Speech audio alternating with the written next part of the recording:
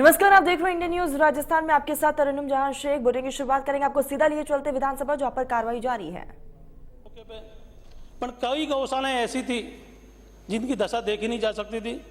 वहां हमने स्टाफ को लगाया और ख़ास तौर से मैंने एक आदेश जारी करवाया जो हमारे कृषि विभाग के कृषि पर्यवेक्षक हैं जो गाँव में रहते हैं, क्योंकि समय ऐसा था बारिश का कि इससे सबसे ज़्यादा ये जो रोग फैला है इसका मुख्य कारण भी राजस्थान में कई जिलों में भारी बारिश है जो कई वर्षों बाद में हुई है। कीड़े मकोड़े मक्खियाँ, इनसे ज़्यादा इन्फेक्शन फैला है। और जो अवेयरनेस प्रोग्राम चलाया उसमें उनको कृषि पर्यवेक्षकों को शामिल किया गया ताकि वो छिड़काव करा सके, साफ सफाई करा सके, हमारे जो LSA डॉक्टर उनकी मदद की जा सके। और मैं धन्यवाद देना चाहूँगा कि विधायक साथियों ने और जनप्रतिनिधियों ने बढ़ चढ़ कर भाग लिया, पर उससे ज़्यादा जो निजी संस्थाएं थी, जो गोपालक थे, जो गाय के प्रति प्रेम करते हैं, जो गोरक्षक हैं, उन संस्थाओं ने भी बढ़ चढ़ कर भाग लिया। और मुझे ये कहते हुए भी खुशी है कि प्रदेश में जो बाहर अपने राजस्थान के लोग रह रहे हैं उन तक ने वहाँ से पैसा भेजने का काम राजस्थान की धरती पे किया। और मैंने विभाग को कहा है कि जितने भी भामाशाह हैं, जिन लोगों ने इसमें मदद की है, उनका चार्ट बनाएं। आने वाले समय में उनको सम्मानित करने का काम हम लोग करेंगे, चाहे वो निजी संस्थाएं हों या अलग कोई संस्थाएं हों, सब काम चार्ट बनवा रहे हैं। रही बात आपने कही कि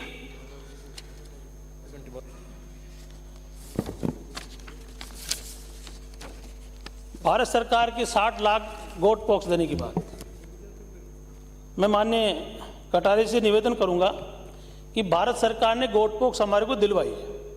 गोट पॉक्स बनाने वाली कंपनी ने हमको मना कर दिया था कि हम आपको वैक्सीन नहीं देंगे। ये बात मैंने रूपाला जी को बताई तो उन्होंने मेरे सामने स्पीकर ऑन करके बात की।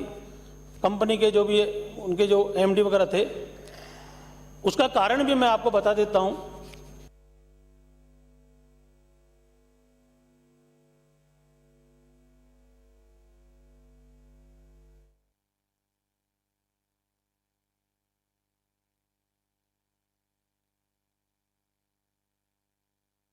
और जो गोट पॉक्स दवा हमको मिली है उसका पूरा पैसा राज्य सरकार ने दिया है।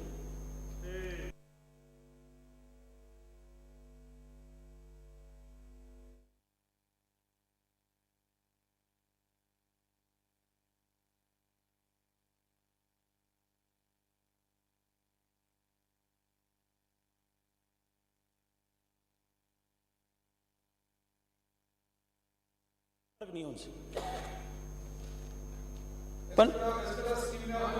पर यह भी कहना चाहूंगा, नहीं, मैं ये भी कहना चाहूँगा कि जो भर्ती का मामला है और जो पदों की आपने कमी बताई, मुख्यमंत्री जी ने बीमारी की गंभीरता को देखते हुए UTB से 200 डॉक्टर और 300 LSA की तुरंत भर्ती के आदेश दिए। हमने 200 डॉक्टरों की UTB के माध्यम से भर्ती कर दी। 900 डॉक्टरों की बात जो आपने कही है, आज ही राजस्थान उच्च न्यायालय में, मुझे पता नहीं फैसला क्या हुआ है, पर आज की तारीख थी, उसमें कोई फैसला होना था। वो भर्ती और रिटर्न का एग्जाम हो चुका था, सारे कागजात उनके देख लिए गए थे, पर RPSC के कोई किसी कमी के कारण वो न्यायालय में विचाराधीन है। आज उसकी तारीख थी, यो फैसला हो जाएगा तो 900 डॉक्टर हमारे को और मिल जाएंगे। 1436 जो LSA हमारे भर्ती न्यायालय में अटकी हुई थी, उस पे से रोक न्यायालय ने हटा दिए अभी 15 दिन पहले। उसमें 700 लोगों को हमने फील्ड में लगा दिया है, 730 लोगों को। और 700 लोगों के लिए चयन बोर्ड से जैसे ही लिस्ट आएगी, आने वाले 5-10 दिन में हम उनको फील्ड में लगा देंगे, ताकि जो आप माननीय सदस्यों ने जो अपनी पीड़ा व्यक्त की है कि मैन पावर नहीं है, ये बात भी सही है कि हमारे पास में जितने हमने उपकेंद्र खोले और जो पुराने थे उनके अनुसार हमारे पास मैन पावर की कमी है। अध्यक्ष महोदय,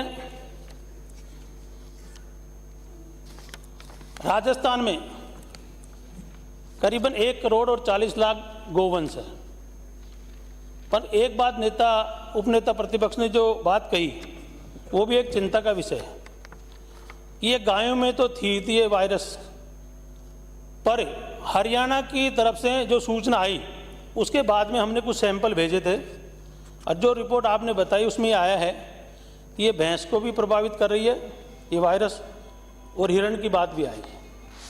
हमने कल भी भारत सरकार को ये बात जानकारी में दी है। हरियाणा में काफ़ी जगह भैंसों के अंदर ये संक्रमण पाया गया है, तो हम उसके लिए सजग हैं कि ये गोवंश के बाद में अन्य पशुधन में नहीं फैले। हमने टीकाकरण के अभियान को तीव्र गति से और बढ़ा दिया है और हमारी जो टीका लगाने की जो गणना थी उसको हमने कई गुना आगे बढ़ाकर मैन पावर को पूरा लगा दिया है। तो मैं आश्वस्त करना चाहूँगा, एक बात उन्होंने मुझे परसों मलिक साहब ने बताई कि कुछ कंट्रोल वो ये मानते हैं कि जैसे ही मानसून यहाँ से विदा होगा उससे भी मौसम के हिसाब से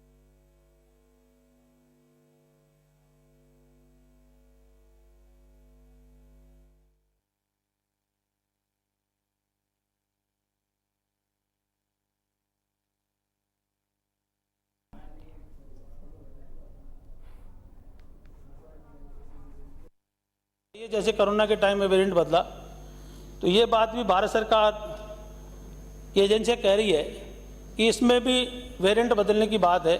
यदि वो वेरिएंट बदलता है तो हमारे को आने वाले समय में पशुधन के इंफ्रास्ट्रक्चर को मजबूत करना होगा। माननीय कई विधायक साथियों ने एम्बुलेंस देने की बात की है। मुझे सदन को ये बताते हुए भी खुशी है कि आने वाले समय में भारत सरकार ने भी एम्बुलेंस के लिए राज्य को पैसे दिए हैं और 500 एम्बुलेंस का जल्दी हम टेंडर करने जा रहे हैं। आने वाले समय में वो भी पशुधन को बचाने का काम आएगा। विधायक साथियों ने जो बात कही है वो बात मैंने मुख्यमंत्री जी को और फाइनेंस को भी बता दी है कि कुछ विधायक साथी चाहते हैं कि वो विधायक कोटे से अपने क्षेत्र के लिए पशुधन और गोवंश को बचाने के लिए जो पैसा देंगे, तो मुझे फाइनेंस ने आश्वस्त किया है कि हम जल्दी फाइल मूव करके और मुख्यमंत्री जी को 1-2 दिन में इसको क्लियर करा देंगे। जो भी विधायक साथी एम्बुलेंस अपने क्षेत्र में देना चाहे वो अपने फंड का उपयोग कर सकता है। माननीय अध्यक्ष महोदय, गोवंश को बचाना हम सबकी प्राथमिकता है। ज़्यादातर लोग किसान परिवारों से आते हैं और मुझे तो वो समय भी याद है। मैं सदन को बताना चाहूँगा, किसी सदन के नेता प्रतिपक्ष रहे, नेता रहे और देश के उपराष्ट्रपति भैरव सिंह जी शेखावत, जब वो दिल्ली में उपराष्ट्रपति बन के गए तो एक दिन मैं उनसे मिलने गया सुबह सुबह, तो वो बाहर के कोने से आ रहे थे। तो उनकी जो सामान्य भाषा है, मैंने पूछा साहब क्या कर रहे हैं? बोले यार एक गाय राख के बिन संभाल रहा हूँ। मैंने पूछा यहाँ गाय उपराष्ट्रपति भवन में? हाँ। बोला मैं गाय रखता हूँ और सुबह सुबह इसको देख लेता हूँ कि चारा पानी ठीक हुआ कि नहीं हुआ। मैंने कहा आपको गाय दी किसने? तो उन्होंने मुझे बताया कि साहिब सिंह जी वर्मा ने मुझे गाय भिजवाई है और मैं तेरे को दिखाता हूँ ला। और वो गाय मुझे उन्होंने दिखाई कि कितना दूध देती है। तो वो मुझे बताया उन्होंने, ऐसी कामधेनु गाय थी कि 20 लीटर एक टाइम। तो कहा कि भाई वो वर्मा जी ढूंढ के लाए हैं, मैं गाय रखने का शौकीन हूँ, मैं गाय का दूध पीता हूँ। और मुझे उनके बारे में पता है कि उनका जीवन भर, आपको तो शायद ध्यान है कि मेरे पड़ोस से जो मेरे पड़ोसी है कल्याण मीणा जी और नारायण मीणा जी, उनके यहाँ नियमित गाय का दूध आता था। एक आदमी की ड्यूटी थी कि सुबह सही 5:30-6 बजे उनके मकान पे गाय का दूध जिसका वो सेवन करते थे। तो मेरा तो आप सब लोगों से निवेदन है कि गोवंश को बचाने के लिए किसी प्रकार की हम दलगत राजनीति नहीं करें और जो भी आप सुझाव दे सकें, कहीं किसी प्रकार की अव्यवस्था है उसको सुधारने का काम सरकार करेगी, विभाग करेगा। पर राजस्थान के मुख्यमंत्री जी जिनकी मंशा है और उन्होंने 30 करोड़ रुपए तो शुरू में ही जारी कर दिए थे, लगातार वीसी के माध्यम से और विभाग से और मेरे से जानकारी लेते रहते हैं कि किसी भी प्रकार का गोवंश की हानि रोकी जाए।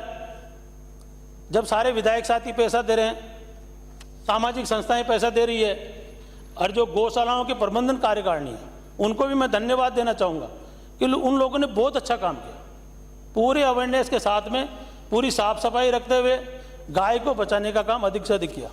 मैं नोखा गया था नगर पालिका में, वहाँ गौशाला के अंदर मैंने देखा कि वहाँ की नगर पालिका की पूरी टीम जंगल से, जो कहते हैं कि अपन आवारा और ऐसा गायें थी, उनको उठा उठा के लेके आ रहे थे और उनका इलाज कर रहे थे। क्वारंटाइन सेंटर बना रखे थे। मैं हिंगुना गौशाला भी गया, जहाँ 14,000 गोवंश है, वहाँ करीबन 100 गाय लंपी से ग्रसित हो गई थी। वहाँ जाके देखा कि वहाँ भी पूरी टीम, और वहाँ तो IIT लड़के लगे हुए थे जो साफ सफाई कर रहे थे, दवा दे रहे थे और उनके पूरा रखरखाव कर रहे थे। तो रखरखाव पूरा रखने से, सही ढंग से साफ सफाई करने से भी गोवंश में काफ़ी बचत हुई है। पर जो इलाके खाली थे, जहाँ बड़े भीड़ थे, बड़े लंबे चौड़े चरागाह थे, उनमें जरूर इस महामारी ने ज़्यादा समस्या पैदा की है।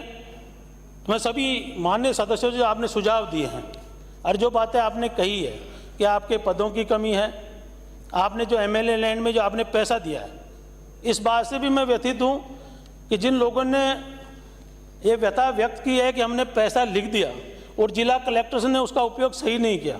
निश्चित तौर पे इसको मैं कल देखूंगा और इस पर कार्रवाई करूंगा। आप नेता प्रतिपक्ष ने जो सुझाव दिए हैं और जो बातें कही है, मैं उन पर चर्चा नहीं करना चाहता, पर जरूर आपने विशेष तौर पर जो बातें की है उसको मैं पूरा ध्यान रखूंगा और विभाग के अधिकारियों को निर्देशित करूंगा कि जो बातें आपने कही है, कमी रही है, उसको हम दुरुस्त करेंगे। मैं एक बार पुनः मुख्यमंत्री जी की तरफ से सदन को आश्वस्त करता हूं कि इस गोवंश को और गौमाता को बचाने के लिए इसी राजस्थान के पशुधन को जो 5 करोड़ और करीबन 66 लाख के आसपास है, उसको बचाने के लिए हम काम करेंगे बिना किसी राजनीतिक द्वेषता के। पर मैं सुरेश जी आपसे एक बात कहना चाहूँगा कि वो गाय देसी नहीं थी।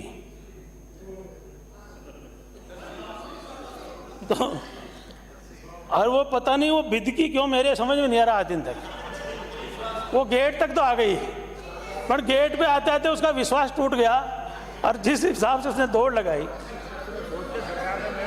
तो मैं एक बार सभी नेता प्रतिपक्ष का, उपनेता का और सदन के सभी साथियों का आभार व्यक्त करूंगा कि अच्छी चर्चा रही, सबने सहयोग की बात करी। आने वाले समय में हम इस लंपी स्किन डिजीज से, जो एक महामारी के रूप में राजस्थान में आई है, इससे हमें पार पाएंगे और पशुधन को बचाने का काम करेंगे। ये कहते अपनी वाणी को विराम देता हूँ। नमस्कार। मैंने जो एक सही आपको कहा कि आपके डिपार्टमेंट ने अप्रैल में जब आपको ये इंडिकेशन मिल गया तो पहला परिपत्र आपका 27/7 को क्यों निकला, और वो भी केंद्र के बार बार आग्रह के बाद क्यों निकला, इसके लिए कौन जिम्मेदार है? अगर समय पे व्यवस्था हो जाती तो हम लाखों पशुधन को बचा सकते थे। ये सामान्य गलती नहीं है। इसके लिए अगर कोई व्यक्ति जिम्मेदार नहीं है, विभाग जिम्मेदार नहीं है, तो फिर राजस्थान की जनता को क्या कहें?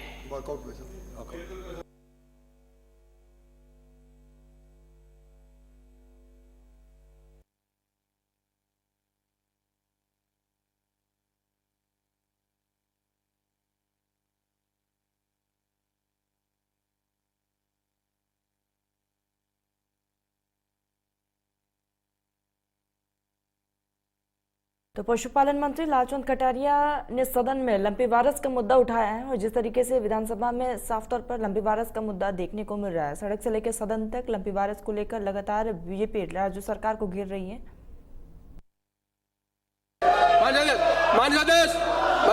सरकार की तरफ से कोई कोताही नहीं बरती गई। जितनी दवाएं हमने दी है, आज पूरे राजस्थान के अंदर कोई भी केंद्र ऐसा नहीं है जहां हमारे पास दवाइयों की कमी है। हमने नोडल एजेंसी, नोडल अधिकारी लगा दी हर जिले के अंदर। टीकाकरण में भारी मात्रा में किया जा रहा है। क्वारंटाइन सेंटर बना दिए गए और जो जितनी भी गौशालाएं थी, आज जो ये सदन का वॉकआउट कर रहे हैं, अध्यक्ष महोदय, पिछले 4 साल के अंदर 2004 करोड़ रुपए का अनुदान दिया गया है गौशालाओं को, और इनके पूरे 5 साल के कार्यकाल में 499 करोड़ का पूरे 5 साल के अंदर, और हमने 4 साल के अंदर 2004 करोड़ का अनुदान गौशालाओं को दिया है। गौशालाओं की दशा देखो, इनके टाइम में 6 महीने का अनुदान था, आज 9 महीने का अनुदान मुख्यमंत्री जी ने किया है। गौशालाओं में जाके पूछो किस तरह के वातावरण बना हुआ है। लोग गीत गाते हैं वहां बैठे बैठे कि भला उस मुख्यमंत्री का जिसने गाय को बचाने का काम किया, गौवंश को बचाने का काम किया।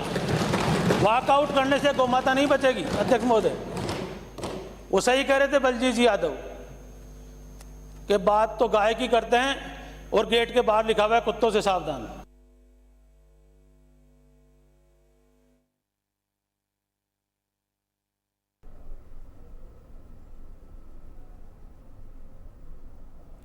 तो लंबी वारस को लेकर सदन में हंगामा साफ तौर पर देखने को मिल रहा है। पशुपालन मंत्री लालचंद कटारिया अपना जवाब दे रहे हैं लंबी वारस को लेकर, क्योंकि जिस तरीके से गहमा गहमी लगातार लंबी वारस को लेकर देखी जा रही है, क्योंकि आंकड़े लगातार बढ़ रहे हैं और ऐसे में बात कर ली जाए तो दोनों ही पार्टियां आमने सामने हैं। पक्ष और विपक्ष दोनों एक दूसरे पर वार पलटवार कर रही है। साफ तौर पर बीजेपी ने जिस तरीके से राज्य सरकार को घेरा है।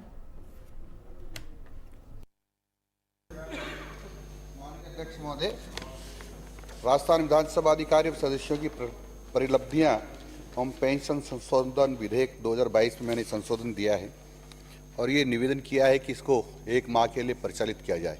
और वो इसलिए किया है क्योंकि जो पूर्व विधायक हैं उनको हवाई जहाज में तो छूट है, लेकिन हेलीकॉप्टर में और निजी बसों में छूट नहीं।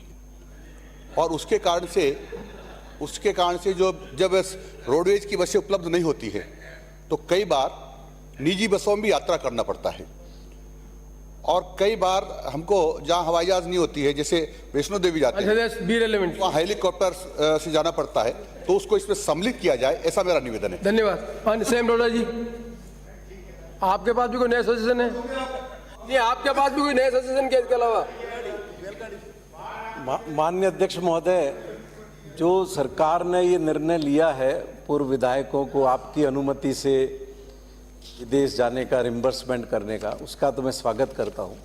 लेकिन माननीय अध्यक्ष महोदय, महंगाई बहुत बढ़ गई है और जो प्लेन का टिकट 2000 का होता था वो हो गया 7 और 8000 का, और रेल का भी जो टिकट है वो 600 रुपये में जो मिलता था पहले सेकंड एसी का, वो 1500 पे पहुँच गया और फर्स्ट एसी का 2500 से 3000 पे पहुँच गया।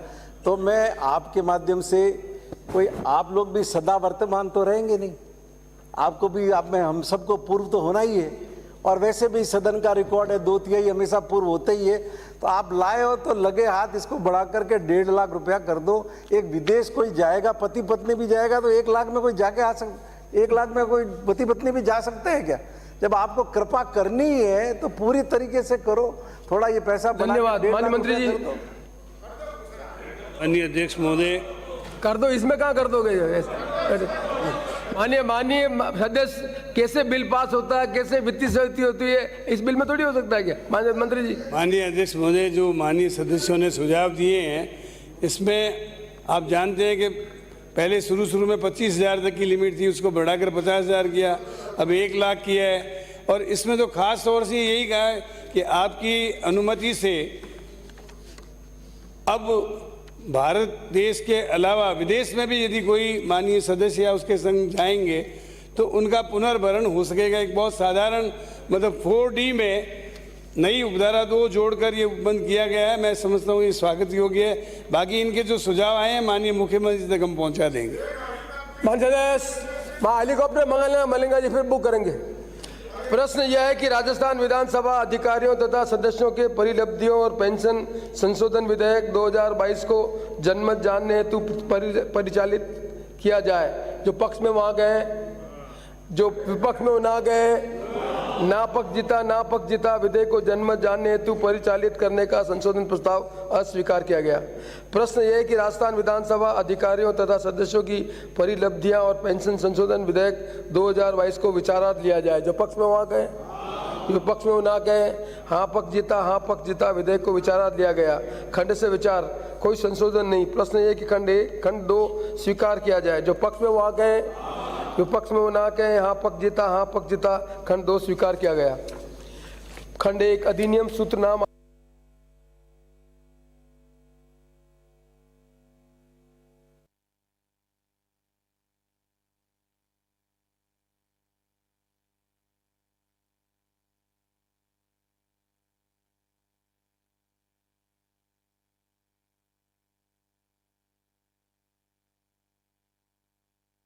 कि राजस्थान विधानसभा अधिकारियों तथा सदस्यों की परिलब्धियां और पेंशन संशोधन विधेयक 2022 को पारित किया जाए। प्रश्न यह है कि राजस्थान विधानसभा अधिकारियों तथा सदस्यों की परिलब्धियां और पेंशन संशोधन विधेयक 2022 को पारित किया जाए। वहाँ कहें, विपक्ष में वो ना कहें, हाँ पक्ष जीता राजस्थान विधानसभा अधिकारियों तथा सदस्य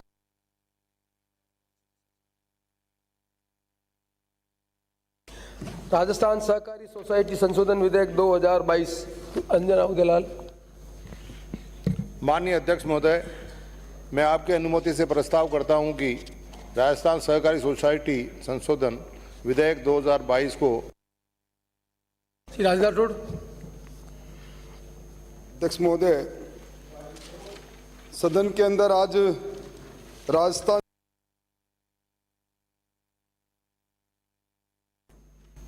अध्यक्ष महोदय ये जो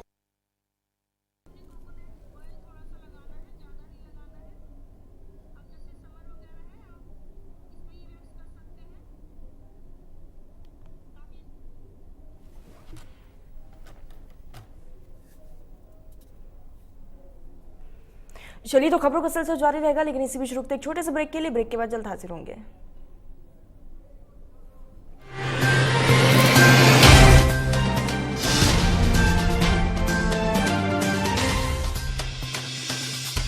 आप देख रहे हैं इंडिया न्यूज राजस्थान में, आपके साथ तरन्नुम जहां शेख। वोटिंग की शुरुआत करते हैं आपको सीधा लिए चलते विधानसभा, जहां पर कार्रवाई लगातार जारी है।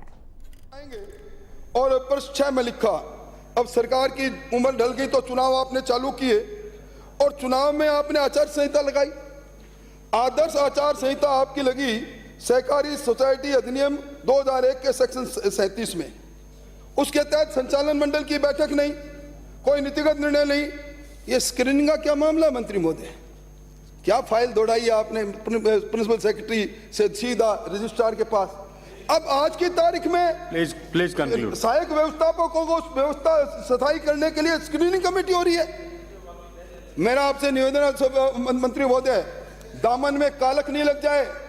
जिस प्रकार का हर जिले के अंदर स्थायी समिति के नाम पर जमकर चांदी कुटी जा रही है, निश्चित तौर पर इस पर बात होनी चाहिए कि किस कारण से आपने स्क्रीनिंग कमेटी उस समय की जब आचार संहिता लगी है। स्क्रीनिंग कमेटी का चेयरमैन होता है जिला कलेक्टर, आपने किस कारण से एडिशनल रजिस्ट्रार को इसका बनाया? स्क्रीनिंग कमेटी के अंदर जो सहकारी समिति है संबंधित उसका अध्यक्ष उसमें सदस्य होता है। अध्यक्ष का चुनाव हो रहे हैं, इसलिए मेरा निवेदन है कि इसके बारे में सोचें। और अंत में मैं मेरी बात समाप्त करूं, उससे एक बात कहकर मेरी बात समाप्त करना चाहूंगा।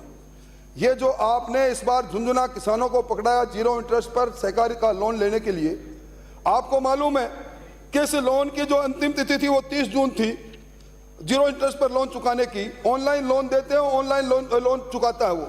और आपको मालूम उदयपुर की घटना के बाद 29 जून से 4 जुलाई तक पूरे राजस्थान के अंदर नेट बंद रहे, इंटरनेट बंद रहे, किसान समय पर चुका नहीं इसका। और ये जो 30 जून के बाद आपने 31 अगस्त का समय बढ़ाया, एफडी ने कैसे कह दिया कि बढ़े हुए समय के अंदर 4.2 जो डिफॉल्टर किसान हो गया वो 20 लाख किसान 20,000 ओवरड्यू, उस पर इंटरेस्ट लेंगे आप 4%। मैं समझता हूं कि कम से कम आप जैसा व्यक्ति, इसमें इतनी कमजोरी आपकी होगी। 0 इंटरेस्ट लोन की बात, इंटरेस्ट के अंदर किसान चुका नहीं पाया ऑनलाइन लोन, इसलिए thank you very much, thank you. बिल्कुल बिल पर बोल रहा हूं। बहुत बहुत धन्यवाद।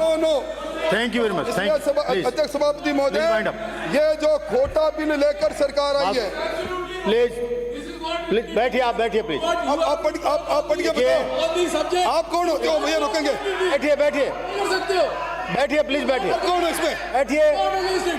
बैठिए माननीय सदस्य, बैठिए। आप इस पक्ष में हो गया कि 0 इंटरेस्ट पर लोन जिन्होंने लिया उन किसानों पर इंटरेस्ट लेना चाहिए। बैठिए भाई, बैठिए ना, आप करते हो। माननीय सदस्य बैठिए आप। मेरे पोजीशन में फ्लोर महोदय, मैं फ्लोर मेरे पोजीशन में है। ये कहीं से इनके स्प्रिंग लगे खड़े हो जाते हैं। मैं निवेदन करूं, मैं इंटरवेंट नहीं बोल रहा सभापति महोदय, चूंकि चुनाव के अंदर व्यापक संशोधन हो रहा है। 7A को आप 28 सेक्शन 28 की 7A को डिलीट करके आप कुछ ही लोगों पर सहकारी संस्थाओं में कब्जा कराने का काम कर रहे हैं। ये सरकार, इसका चेहरा कुछ और है।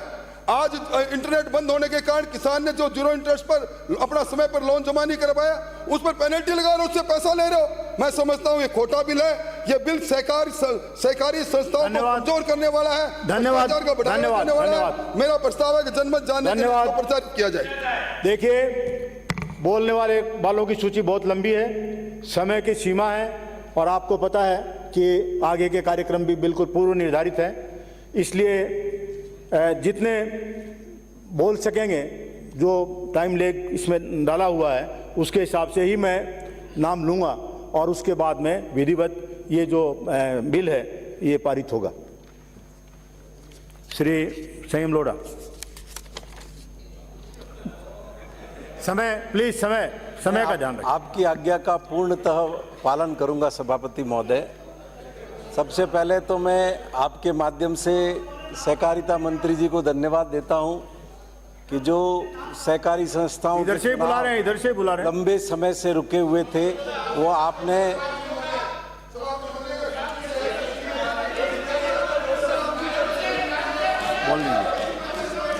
बोलिए आप जिसने संशोधन दिया उस सूची के अनुसार नाम पुकारेंगे सभापति महोदय। ये नया काम नहीं। Let him speak.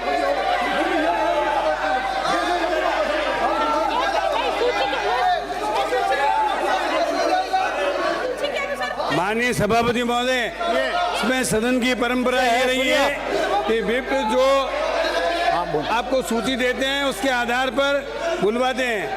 क्या जब समय का अभाव होता है ना, उस समय सदन की ये परंपरा रही है कि चीफ विप अलग अलग पार्टियों के सूची देते हैं, उसके आधार पर वही क्या है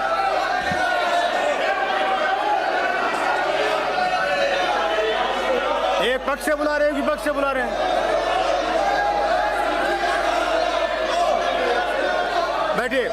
बैठो आप, बैठ जाइए। अशोक लाहौटी बोलिए। 2 मिनट,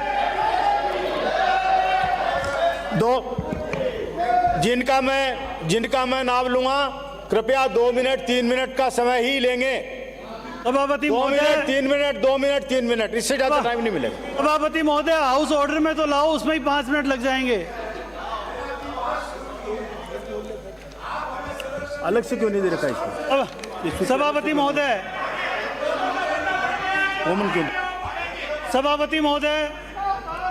सभापति महोदय हाउस ऑर्डर में लाए, हाउस ऑर्डर में नहीं है। सभापति महोदय हाउस ऑर्डर में लेकर आए। सभापति जी, सभापति महोदय, आज जो आपने मुझे अलाउ किया है बोलने के लिए, कोऑपरेटिव बिल में तरीके से आसन पर जिस प्रकार से सभापति महोदय निर्णय पलटवाना, आसन व्यवस्था में हाउस ऑर्डर में लेकर आए। सभापति महोदय बैठिए, आपने मुझे अलाउ किया है। ये आसन पर दबाव डालना प्रजातंत्र पर कुठाराघात है। ये बैठिए हमारा बुलवाते हैं आपको। बैठिए, आपके अलावा कौन है सभापति महोदय? कुछ भी उठा के बोल दे, आसन को भी नियम और प्रक्रियाओं से चलना होता है। माननीय सभापति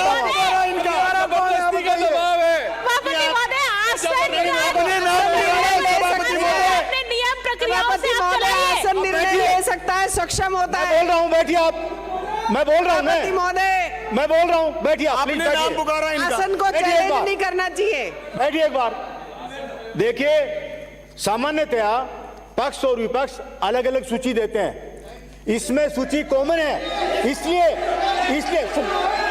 सामान्यतया कॉमन है सूची। संशोधन दिया ये रही।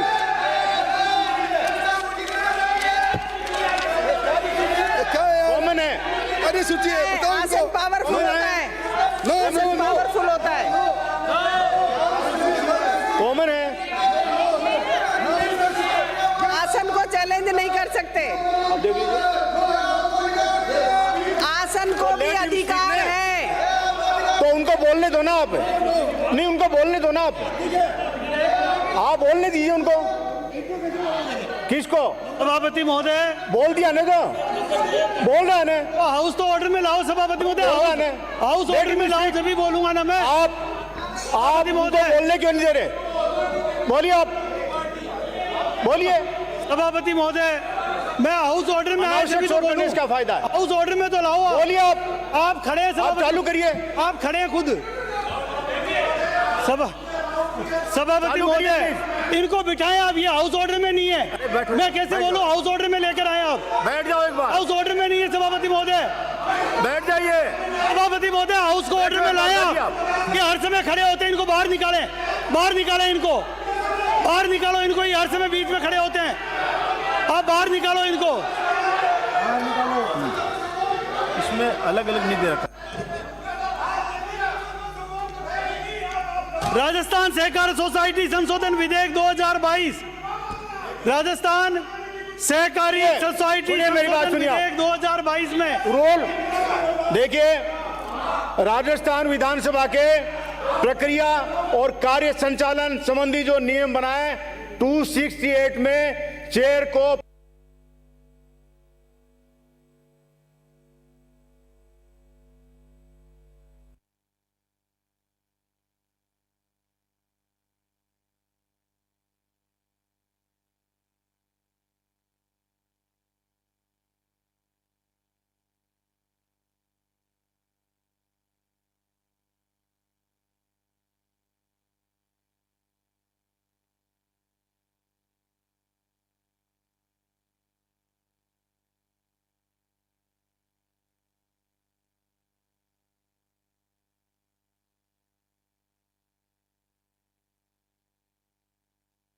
बोलिए। आपने मुझे नाम लेकर पुकार दिया, धन्यवाद। आपने मुझे नाम लेकर पुकारा, उसके बाद कैसे बोल लेंगे ये? सभापति महोदय, राजस्थान सहकार सोसाइटी संशोधन विधेयक 2022 में इस प्रकार से धारा 28 में, इस प्रकार धारा 28 में किसानों के धारा 7 के को जोड़ा जा रहा है। भला किया। ये आपने नाम लेकर मुझे पुकारा है। ये मेरा अधिकार है, उन्होंने कर्जा माफ किया। मेरा अधिकार है। आपने मुझे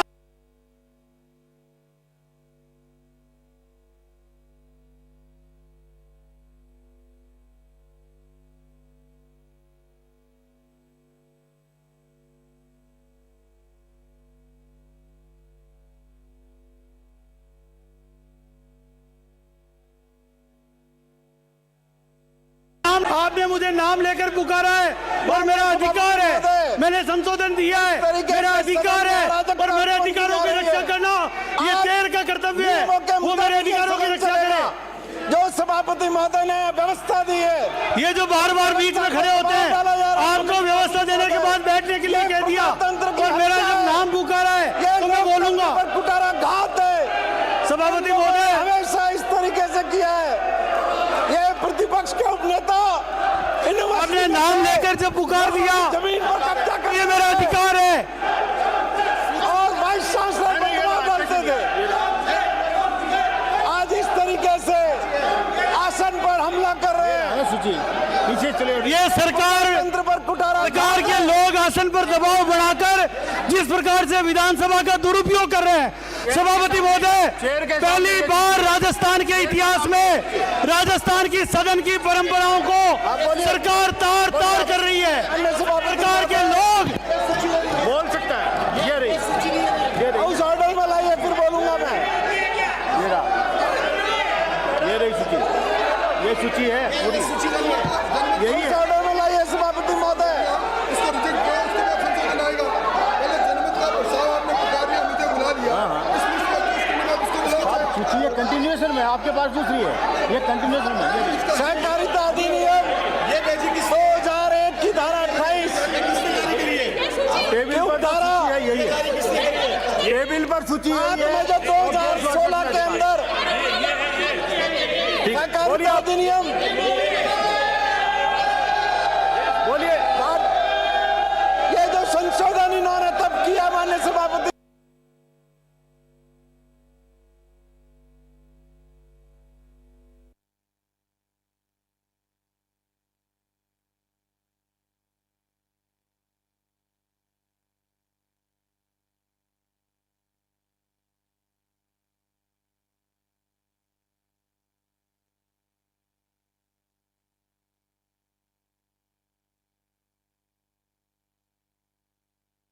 सहकारी गया था।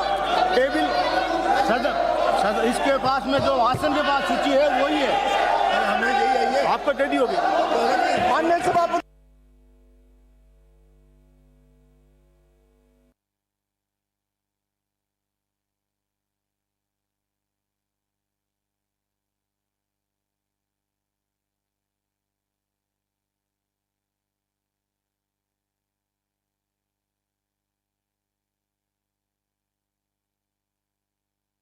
नोट करिए।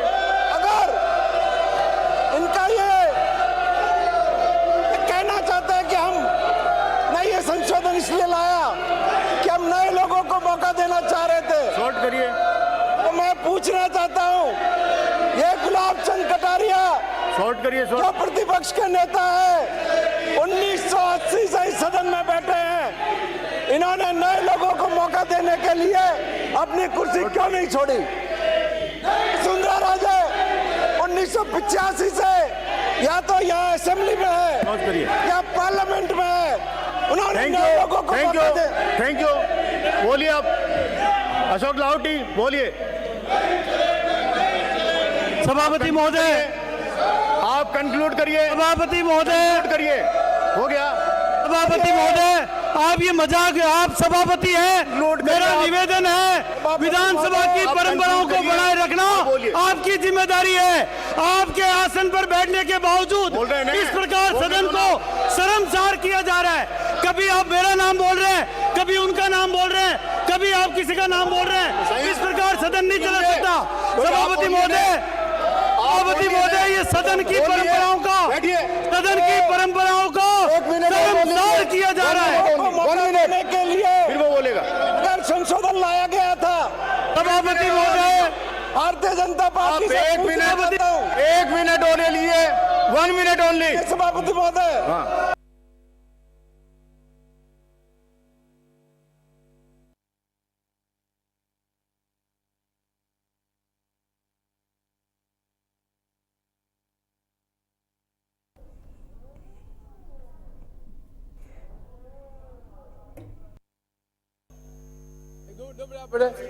दो मिनट बैठे भाई, 2 मिनट बैठ सकते हैं। क्या इशू है?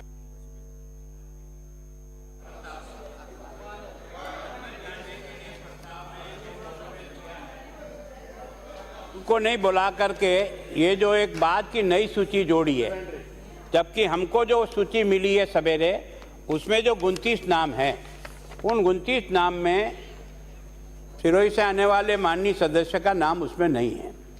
हमारा ये कहना है कि आप उनको उस नई सूची में से इसमें जोड़ रहे हो जो हमारे पास नहीं उपलब्ध है, तो वास्तव में हमारे अधिकारों को एक तरह से कर्टेल करने का काम कर रहा है आसन, जो नियम के विरुद्ध है। माननीय खट्टर जी, बेटे कल आपके जब बिजनेस एडवाइजरी कमेटी की मीटिंग हुई थी, तब कहा था 10 बजे तक अमेंडमेंट दे सकते हैं। ये जो 2 नाम है वो 10 बजे बाद वाले अमेंडमेंट के, जो लिस्ट है उसमें कोई चेंज नहीं किया। लिस्ट का जो नाम है, आपके जो नाम थे 19वें, उसके बाद जो 2 अमेंडमेंट आए संयम लोढ़ा जी के और दिव्या मदेना के, उनके नाम उसमें, इसमें कोई लिस्ट में कोई प्लीज लिस्ट में कोई अल्ट्रेशन नहीं किया गया। जहाँ तक बोलने का सवाल है मेहमान सदस्य, जहाँ तक बोलने का सवाल है, कल ही अपने बात फैसला हो गया था कि अपने 3 बजे तक लंपी पर चर्चा करेंगे और 2 बिल अपन पास कराएंगे। अब जो आप जो बोलने का जो क्रम है, आप बुलाना चाहे, मुझे कोई तकलीफ नहीं। 4 बजे तक हमने सबसे पहले राजेंद्र राठौर साहब को बोलने का मौका दिया। मैं भी सुन रहा था, राजेंद्र राठौर साहब ने करीब 10-15 मिनट अपनी बात कही है, तो ये नियत तो किसी को रोकने की नहीं है। तो माननीय सदस्य कोई बोलना चाहे तो उसमें कोई तकलीफ थोड़ी है। ऑर्डर तो आगे पीछे करने में कोई तकलीफ नहीं है। ऑर्डर करने को इंटेंट थोड़ी कि किसी को डिप्राइव कर रहे हैं। ऑर्डर तो 4 बजे तक इस हाउस को बिल को पास करना है, इसके क्रम में इसमें किया होगा। बाकी अन्यथा इसमें किसी को डिप्राइव करने का नहीं है और न इसमें संशोधन करके किसी के राइट को छीना गया है। ये जो अमेंडमेंट करने के लिए 10 बजे तक अलाउ किया था, पहले वाले नाम वो वाले हैं और दूसरे जो नाम है जो अमेंडमेंट है उनके नाम, इसमें समझो कन्फ्यूजन है उसमें। अब क्या बोल रहे हैं? आपने बिल्कुल सही फरमाया।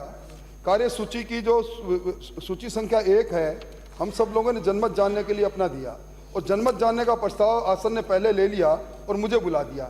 तो मेरे बाद फिर ये पूरी सूची एग्जॉस्ट होने के बाद फिर मान्य सदस्यों को बुलाते तो कोई बात नहीं। वैसे मैं मानता हूँ रेजिडुअल पावर है आपके पास, 309 में भी पावर है आपके पास, आप चेंज कर सकते हैं, पर एक परिपाटी हमें डर इतनी सी बात है अध्यक्ष महोदय, आप पर नहीं, इस बार जो 17 वर्षन के बाद हमें जो डर सता रहा है हमारे अधिकारों को लगातार कर्टेल होने का, और मुख्यमंत्री जी ने आज खुद ही कह दिया हमने जानबूझ के 17 वर्षन नहीं किया, इसलिए थोड़े से डर के कारण माननीय अध्यक्ष मुख्यमंत्री से गाइड नहीं होता, बैठो आपको बोलना बोला देंगे। बात मानता हूं। सेम जी वाइंड अप करें, आप बोलना, मैं बुला दूंगा, मैं वाइंड अप कर, आपको जो साथी बोलना चाहे सेम जी की बात बोले। हाँ वाइंड अप कर प्लीज। माननीय अध्यक्ष महोदय, तत्कालीन भाजपा सरकार ने ये जो संशोधन लाया था, इनकी नीयत साफ नहीं थी। इन्होंने कुछ लोगों को डिप्राइव करने के लिए जो अच्छा काम कर रहे थे, उन सहकारी संस्थाओं के अंदर सेवा के माध्यम से लोगों के उत्थान का काम कर रहे थे, उनको ये वहां से वंचित करना चाहते थे। अब आपने ये कहा कि नए लोगों को रोकना चाहते, इसलिए सरकार संशोधन लेकर के आई है। तो अगर नए लोगों को इतना ही मौका देने का शौक है, तो कटारिया जी 1980 से इस सदन में बैठे हुए नए लोगों को मौका क्यों नहीं देते? ये राजेंद्र राठौड़ साहब 1990 से बैठे, नए लोगों को मौका क्यों नहीं देते? नए लोगों को तकलीफ है क्या? मेरा काम खराब करेंगे आप? ये मान्य सदस्य, आप स्कोप के डिबेट में इसमें संसद में बोले डोंट नहीं, आप वाइंड अप कर प्लीज, हो गया बात, wind up please, within minute, time is running out, please wind up within minute. मैं अपना जनमत जानने का प्रस्ताव वापस लेता हूं। मानसिक को बोल जाते हैं ना, माना please, please, I will not allow it, please, I will not allow it, Rathore साहब, I will not allow it, बाहर लाठीचार्ज हुआ, I will not allow it, आप अपने प्लीज बेटे, I will not allow it, मैं भी अच्छा नोट रिकॉर्ड होगा, रिकॉर्ड नहीं होगा। मानसिक को बोलना किसी को, मानसिक जनमत पे बोलना किसी को, जनमत पे बोलना किसी को, जनमत पे बोलना किसी को, बाबा करके बोलना सर, हो गया बात। ये बहुत गलत परंपरा है, ये गलत परंपरा बना रही। आई will not allow it, I will not allow it, बात हो गया खत्म।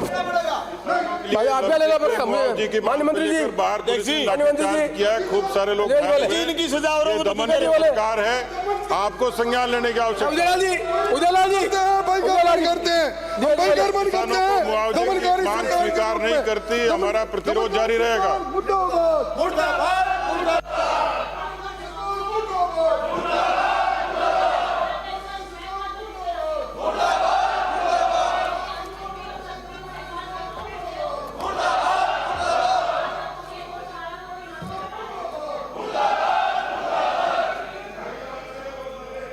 मानसिक please, wind out 4 o'clock, please. Sir, जो मूल भावना है डेमोक्रेसी की, लोकतंत्र की, उसका ये हनन करना चाहते हैं। सहकारिता कांग्रेस की लाई हुई थी कि गरीब किसान सामाजिक आर्थिकता के रूप में आगे बढ़ रहा था, वो इन्हें बर्दाश्त नहीं था और उसकी स्पिरिट को खत्म करना चाहते हैं, डेमोक्रेसी की स्पिरिट को ये किल करना चाहते हैं। विधानसभा के अंदर सांसद को, लोकसभा सांसद को, राज्यसभा को कहीं नहीं है। अभी मुझसे पूर्व में सदन के नेता कह रहे थे कि एक ही व्यक्ति का यहाँ कब्जा हो जाता है, 7 बार चुनकर आते हैं, 9 बार चुनकर आते हैं, उनका कब्जा नहीं होता, लेकिन सीसीबी में कब्जा हो जाता है, जीएसएस में कब्जा हो जाता है। ये इनकी मानसिकता, दे आर एंटी कोऑपरेटिव, ये मानसिकता इनके खिलाफ है। ये इस पूरे आंदोलन के खिलाफ रहे हैं, ये हमेशा इसको वीकन करने के लिए लेकर आए। पहले जब इनका विरोध हुआ तो आंशिक रूप से इन्होंने इसको संशोधित किया 2018 के अंदर। हम उसकी जो उपधारा रह गई थी, आज इस भावना के साथ में कि वो व्यक्ति जो आंदोलित कर रहा है, सरकार को आगे बढ़ाने के काम कर रहा है, उसको हम हटा रहे हैं। एक और जो चीज़ है प्रशासक काल, मैं इससे रिलेट करना चाहूंगी कि ये चाहते हैं कि सीसीबीज के अंदर कांग्रेस आती है तो मूलतः उसे खत्म किया जाए और प्रशासक लगाए जाए। ये इन्होंने एक दूसरा लेकर आए थे जिसमें 5 साल से 5 साल प्रशासक काल लग जाएगा, लेकिन उच्च न्यायालय ने उसमें कहा कि नहीं, elected body to elected body handover होगा। और इस तरीके से जो इसकी पूरी मूल भावना उसके विरोध में थे और उसको आज संशोधन कर लेकर आए, मैं इसके लिए धन्यवाद देना चाहती हूँ। दूसरी बात मैं ये कहना चाहती हूँ कि जब फर्स्ट टाइम 2018 में हम ये बिल लेकर आए थे, उस वक्त भी मैं कोऑपरेटिव के संशोधन पर बोल रही थी। मैंने उस वक्त भी कहा था कि हमें ऑर्डिनेंस बिल लाने की जरूरत नहीं, हमें चेंज करना चाहिए था रूल्स के अंदर। और आज हम पुनः जब जीएसएस के इलेक्शंस हो रहे हैं, SC, ST, SC और महिलाएं, ये हमारे वार्ड अधिकतम खाली रहे हैं कि 8वीं का जो सर्टिफिकेट है हम नहीं, हमारे पास में है, उन महिलाओं के पास नहीं है। हमारी लिटरेसी रेट 100% है। तो मैं चाहती हूँ कि इसको भी आप रूल्स। चलिए, तो खबरों का सिलसिला जारी रहेगा, लेकिन इसी बीच रुकते एक छोटे से ब्रेक के लिए। ब्रेक के बाद जल्द हाजिर होंगे।